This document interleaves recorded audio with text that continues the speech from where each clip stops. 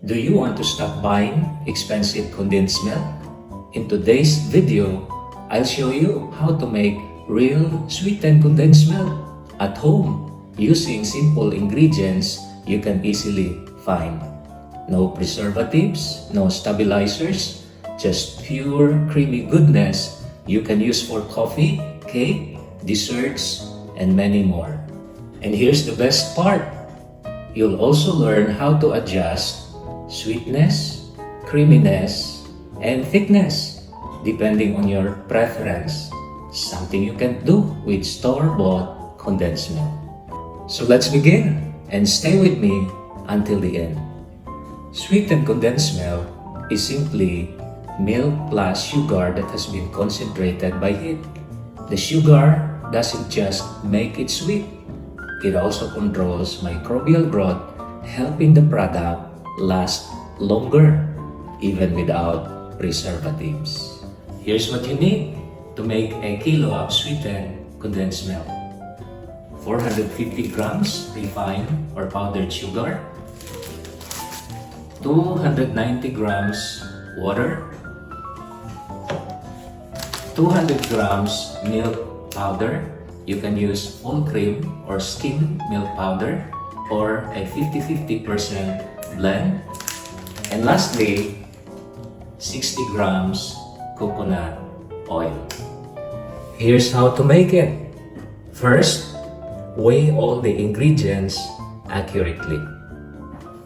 Sugar is 450 grams.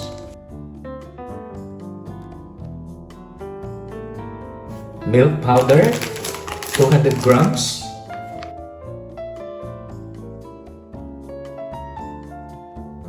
Water,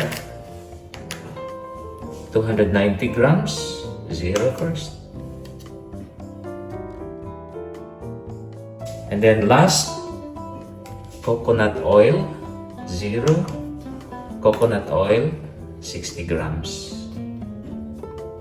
Second, cook over on a medium heat while stirring constantly.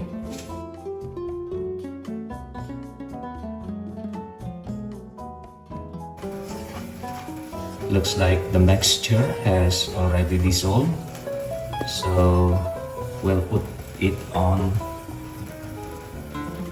low fire. So the longer you cook, the richer and darker the condensed milk becomes.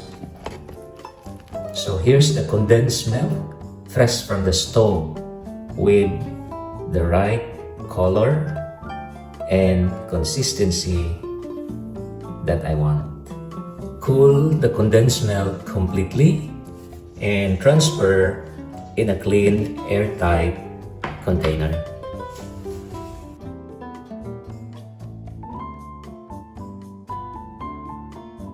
So you have your own homemade sweetened condensed milk ready. Lastly, store it in a refrigerator. It will last up to 1 month when properly stored.